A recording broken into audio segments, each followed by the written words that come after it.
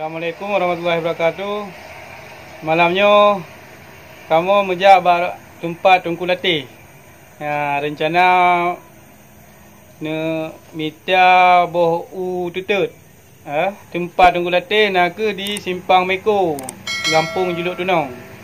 Kadang nak rakan-rakan yang nak lewat kira kena jalan. Tapi mengada nyum Tunku Latih. Menganyum kan. Dilo mayo yang ka? Bocor dia tengah tham tungke habis ro ian okey dah. Oh, ni mungkin. Hai baru pun dapat jo ni dah ka. Aku rum tungke ni habis ro ian tu meh tu. Makana hana wai hana pi aku mau wai. Jadi ya kepada tu. Iraunya ada teman awaknya tapi yang berbedanya beda sahabatnya. Nah, tadi.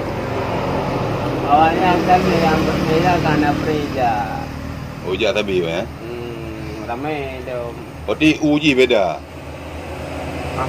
Hanya jaga tadi tu di kawasan. Ada Babaraka. Oh. Buat bawa ada buat raya-raya ini.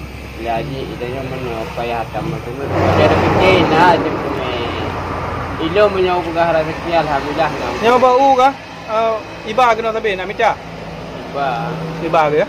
Ada kemuka pun nanya raya puasa nak coba kami cakap kuat tarik nyanyi ke ada memang hai jepun punya ada temli Pun. dah udah tak jauh Kau mereka dente cok tapi lagi api mangai bau dia tu. Ha ka? Maknya kadang-kadang bro. Nampak caranya lembu demung Yang kau si urang tu mah. Hai memang merasa nyum ya. Punya daerah Oh, yo.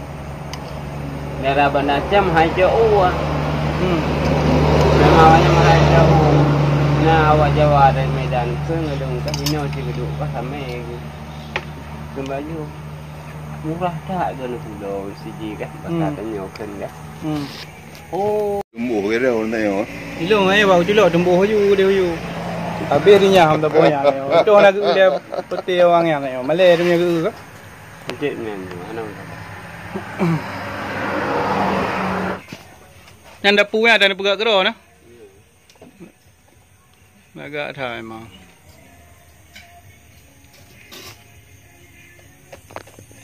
Ban perasaan beliau dia nak paju bahu tetu no dari Tunku Latih. Rasa pun lagi menden. Lagi yang mana? Lagi menden Cuma ji rasa dari kagak ada, memang bahasa na rasa baju. Tapi bai aji rasa agak gede. Tim mangat Tapi mangat. Olehnya badan dia suum. Suum badan. Berarti punya urun jajang ni hon ke ke tiji ke pulau urun jajang berjalan malam-malam. Nyo darah lancar. Untuk ke yang lagak.